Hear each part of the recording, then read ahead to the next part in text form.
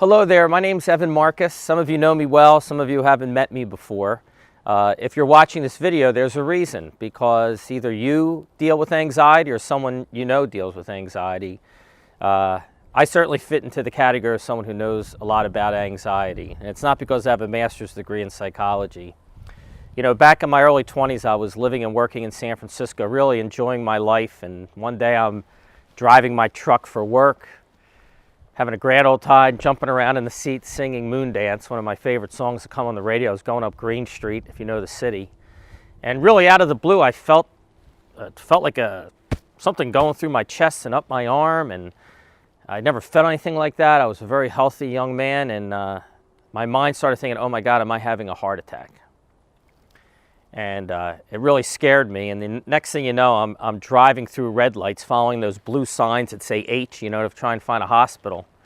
I think I'm dying, and I guess by now you figure out what happened. I certainly didn't at first, but I was having, you know, my first of many anxiety attacks. I probably had them earlier in life, but I didn't realize that's what it was. On this video, what I really want to share with you is that two really important tools or techniques that I've found that really help me with dealing with anxiety. It hasn't gone away. I still deal with it.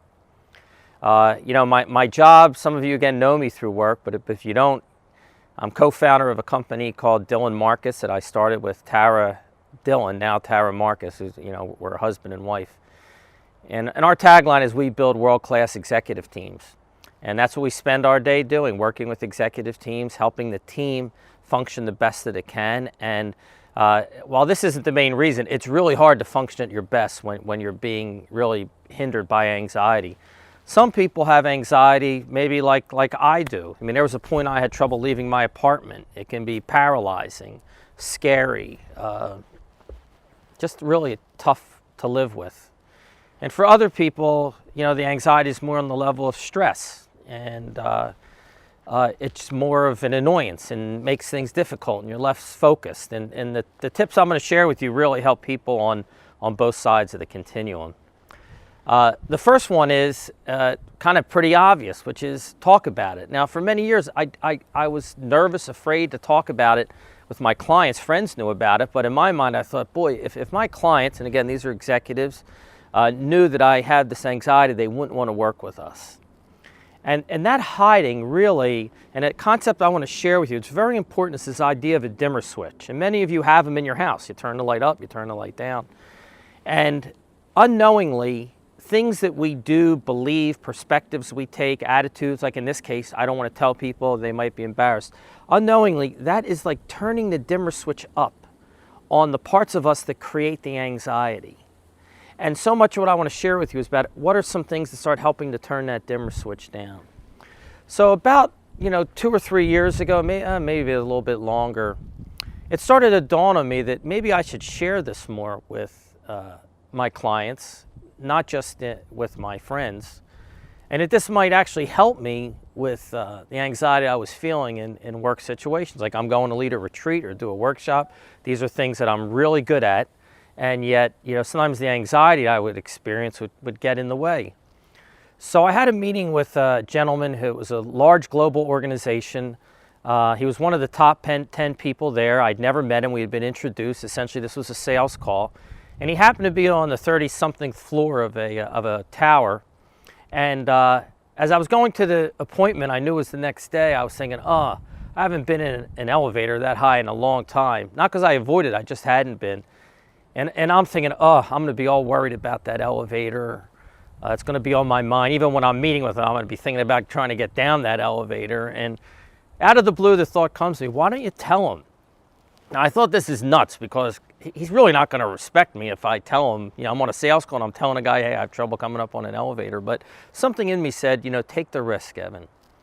And so that morning, I shot him an email, and actually what I said was, hey, there's a nice market at the bottom of their tower. I said, hey, would you mind meeting me at the bottom of the tower? Maybe we could grab a cup of coffee.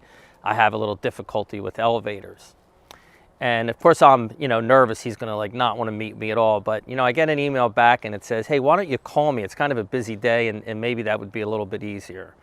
So I felt a little relieved, and now I don't have to go up in the elevator. And the time comes, let's say it was 10 o'clock, and I call. And he picks up the phone. Again, imagine me, I'm still a little nervous about this. And for 20 minutes, he told me about his anxiety. And the whole time he was talking about it, there was a part of me, I was shaking my head in not disbelief, but in gratitude in a way. Like, here I am worried about something bad happening, and here really it's something good, you know. And it changed my relationship. He and I have a great relationship. I don't think it would have come if I wouldn't have been open with him. And two things happened. One, I felt relief. But also, what I got back was compassion, and someone else was able to share with me their story. And so there was a bond that happened, you know. And so what I want to encourage you with is that, you know, if you're like me and you have trouble talking about this, take that risk and tell people. And I'd say, you know, start with some people you trust, but this was a situation, someone I didn't know at all. And I've been doing this for the last number of years, and I'm telling you, nothing bad has happened. The same thing happens every time. What I get back is compassion, more intimate relationship, and what I didn't expect was they open up about their life, either their anxiety or someone in their life or anxiety or other troubles that they're happening. And it's really transformed in a lot of ways what work is like for me. Hey, I promised 2 tips. I want to share a second tip that is also really important, and it relates again to this dimmer switch. And, you know, I've always thought it's situations like going up in the elevator, or maybe it's for you giving a report, or the innumerable things that cause us anxiety. And you think it's the situation, but in reality, and if you know anything about cognitive behavioral therapy, the brilliance behind it was understanding that it's our thoughts and our perceptions that really create our mood and our feelings. Now, I know for me, and if you experience anxiety, it sure doesn't feel that way in the moment. What you feel is the anxiety. You may not even hear the thought behind it, but there always is a thought. And so this is a really important thing I want to share with you, that it's not always the situation, but it's the thought. And a really good tool is when you start to feel the anxiety, to try and stop a moment and say, what are the thoughts that I'm having that are creating this sense of anxiety that I'm experiencing? It's a really good tool. I keep paper and pen. I often jot these things down because I'm not aware of them. But when I start writing them down, I start to see the type of thinking. And here's a really good tool that can help you in these moments to change the thought. Change the thought, change the feeling. And here's a good thought to take with it. The feeling, if you've had anxiety and stress, it's unsettling. But a thing you can tell yourself is, this feeling or sensation is uncomfortable, but it's not dangerous. Uncomfortable, but not dangerous. You may have to tell yourself that 50, 100, 5 times, because our body's thinking we're in a dangerous situation. And that's starting to turn the dimmer switch up, making us feel more uncomfortable. So to help turn the dimmer switch down, if you can start telling yourself something as simple as, this is distressing but not dangerous, it can really help you. Another thing I often tell myself is, all is well. All is well. All is well. So see if you can find a phrase that you can use that can really help you relax, calm down, and counteract the fearful thoughts that you're having. So I want to thank you very much for tuning into this video. We have one more thing to ask of you. You don't have to do it, but if you want to, it could be fun. You'll see there's a survey right below that you can respond to. And there's 3 questions, and we're going to get back to you with what the responses are. The first question is, what are the situations that cause you the most anxiety? Now, even though we're starting to learn that it's really the thought about the situation, we still want to take a look at, and we're going to share this data with you, what are the situations that cause you the most anxiety? The second question is, how do you deal with it? What are some of the techniques, ideas, tools that you use to help you, deal with your anxiety and stress? And the third one is, which is a little bit fun, we all love, or a lot of us love, music. And music can be a very helpful thing to help calm us, and I know a lot of people use it. So we're going to ask you, if you have a favorite feel-good song, to list what that is. And we're going to create a song list. Mine is from Songs of the Key in Life, Stevie Wonder, the song called As.